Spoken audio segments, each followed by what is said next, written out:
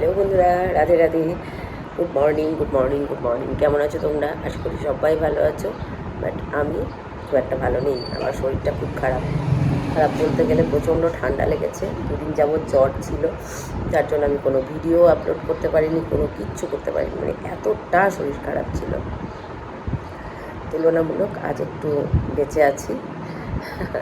তো সকালের কাজকাম মোটামুটি হয়েছে। মাসি এসে কিছুটা করে দিয়ে গেছে, আর আসবে মাসি একটু পরে। আর আমি এখন বানিয়েছি চা, কান্তিবাবু টিফিন বানালাম, আমার গপু উঠেছে।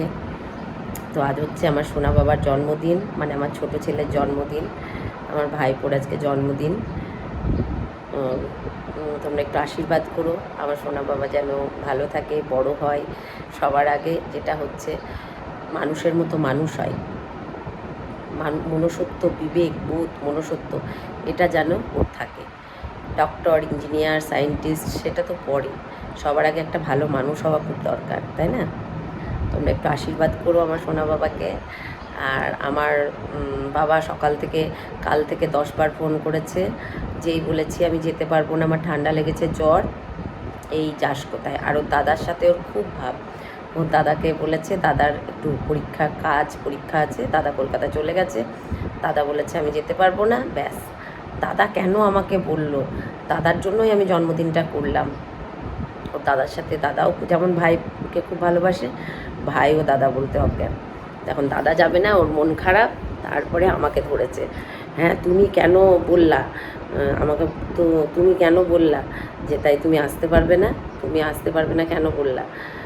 আমার জ্বর এসেছে, ঠান্ডা, আমি ওসব কোনো কথা শুনতে চাই না, তোমাকে আসতেই হবে। আজকে ক্লাসে চা নিচ্ছি, কারণ কাপে নিলে না তাড়াতাড়ি ঠান্ডা হয়ে যাচ্ছে, আর বেশি করে চা নিয়েছি। তো তাই বলছে তোমাকে আসতেই হবে। এবার আমাকে ফোন করে বললো, দাদাকে বললো, দাদা সকালে আমাকে ফোন করে বলছে, মা কী করবে, তা ভাই এত করে বলছে, তাহলে যাও। তেমনি ওর পিসানকেও তাই, পিসান তোমাকে আসতেই হবে, তুমি কেন আসবে না, তোমাকে আগে আসতে হবে, না হলে তোমাদের বাড়িতে আমি যাবই না, কোনো কিছুতেই আমি যাব না, এসব বললো। হ্যাঁ দেখি এখন কি হয়, দেখি যাব, ঘরে একটু পুজো দিয়ে নেব, একটু টিফিন খেয়ে তারপরে বেরোবো। চলো।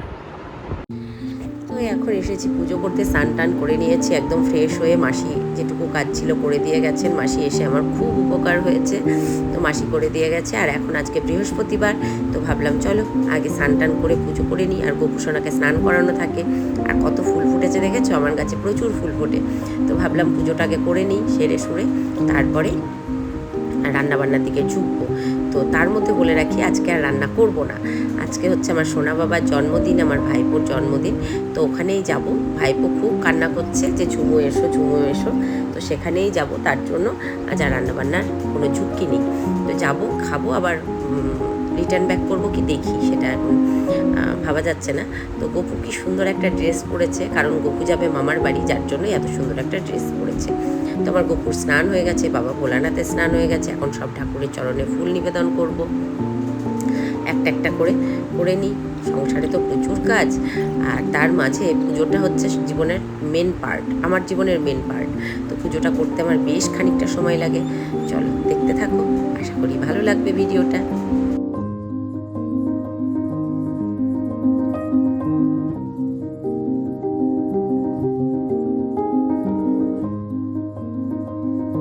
Happy birthday to you, happy birthday Chona Baba, happy birthday Shunu Aniruddha, happy birthday Aniruddha, happy birthday to you. মাকে দাও, ভাইকে দাও, আগে ভাইকে দাও। ও যে এতক্ষণ ছিল এটাই অনেক। এবার ভাইকে দাও, আগে ভাইকে, ভাইকে একটুখানি দাও, একটু দাও, ভাইকে একটু দাও, অল্প। হ্যাঁ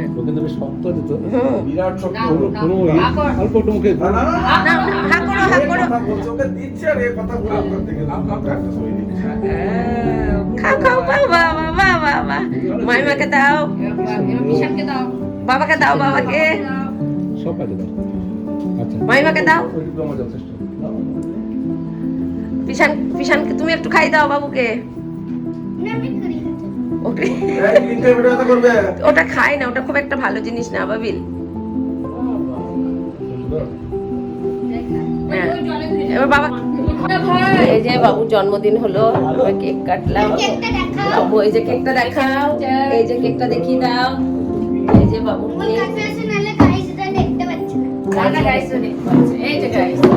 দেখতে পাচ্ছে। বাবু কেক না না যাও, পিশান হয় যাও।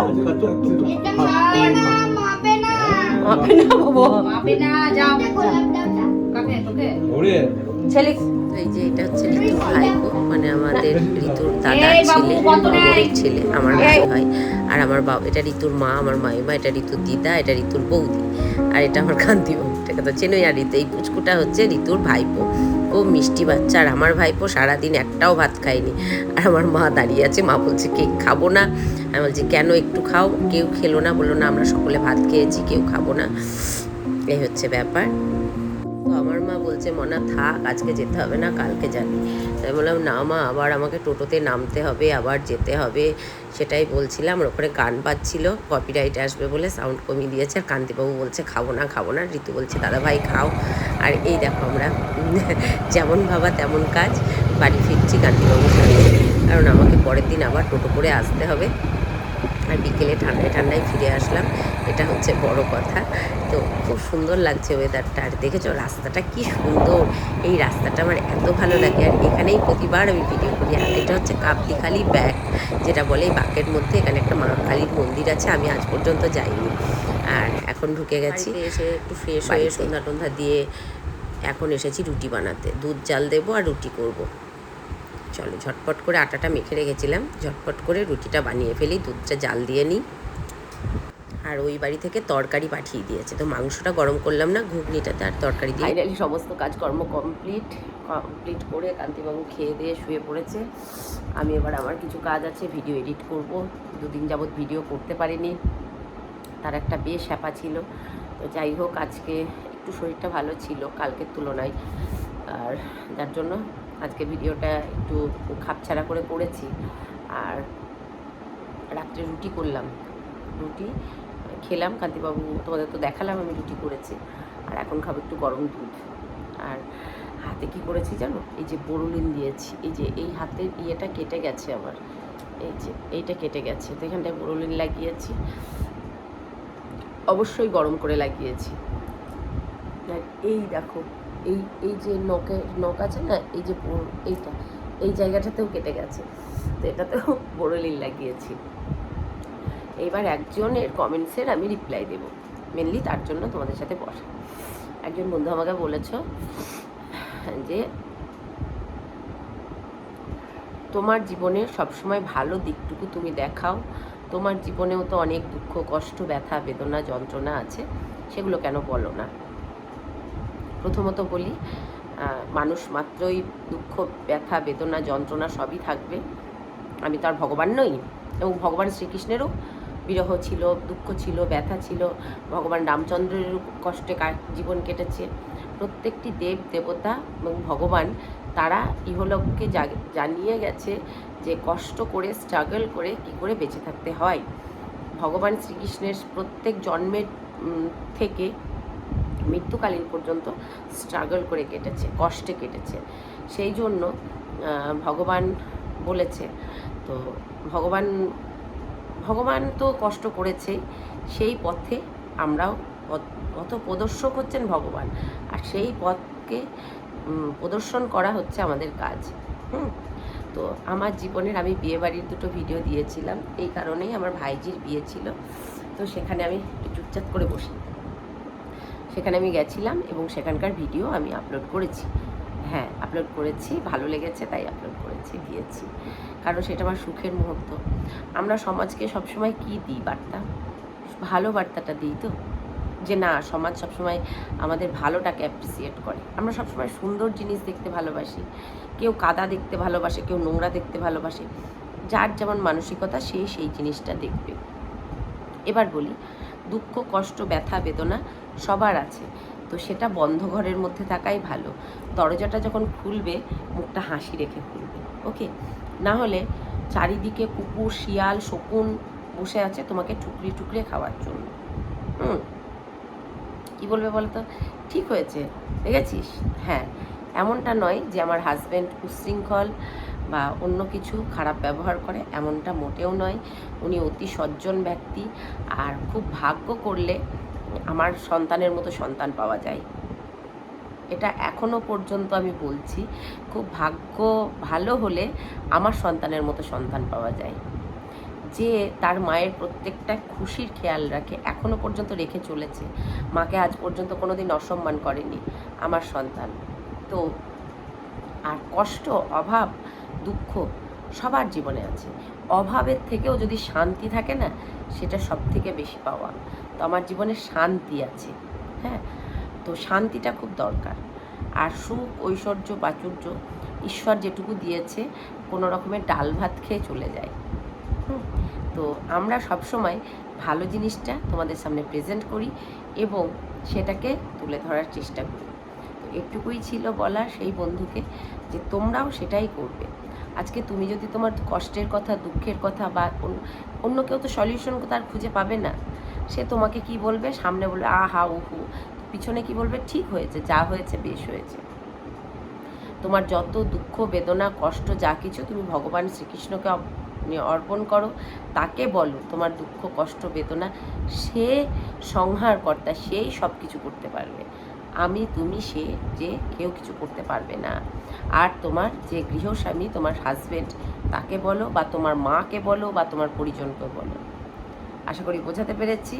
আর আমার জীবনের ভালো অংশটুকু আমি তোমাদের সামনে তুলে ধরার চেষ্টা করি। আমাকে ভালোবেসেও দেখো, তার জন্য অসংখ্য ধন্যবাদ। তোমরা এত ভালোবাসা দিয়েছো, অসংখ্য অসংখ্য ধন্যবাদ। আজকের মতো আসি, ta-ta, good night, love you, love you all. তবে হ্যাঁ, তোমরাও চেষ্টা করবে জীবনের ভালো অংশটুকু তুলে ধরতে। পজিটিভ যেটা আছে জীবনের সেটাকে নেবে, নেগেটিভ নেবে না। নেগেটিভটাকে বাদ দিয়ে দাও না, নেগেটিভটাকে বাদ দিয়ে জীবনের মূল স্রোতে ফিরে এসো। দেখো তোমরাও আমার মতো হ্যাপি থাকতে পারবে। আর মনটাকে পরিষ্কার করো। কে কি করলো, কে কি বললো, কে কোথায় গেল, দুনিয়া ভাड़ में जाए, मुझे कोई फर्क नहीं पड़ता, ठीक है। सिर्फ तुम्हारे काम पे ध्यान दो। কে কি বললো না করলো কিছু তোমার এসে যাবে না। তুমি তোমার কর্মে স্থির থাকো, কর্মে অবিচল রাখো, পরিবারকে নিয়ে হ্যাপি থাকো, দেখবে তোমাদেরও আমার মতোই ভালো লাগবে। একাকিত্বকে ভালোবাসতে শেখো, দেখবে ভালো লাগবে। চলো, পরের গসিপ, যত পরনিন্দা, পরচর্চা লাগানো ভাঙানো করবে, তত নিজে ফার্স্ট্রেশনে ভুগবে আর পরিবেশকেও দূষণ করবে তোমরা, ওকে।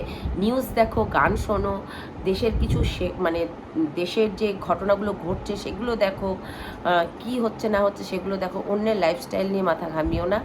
কে কোথায় যাচ্ছে না যাচ্ছে সেটা তোমার দেখার দরকার নেই। তার হাজব্যান্ড আছে, তার ছেলে আছে, তার মা আছে, তার দাদা আছে, তারা দেখবে, ওকে। চলো, ta-ta, good night, love you, love you all.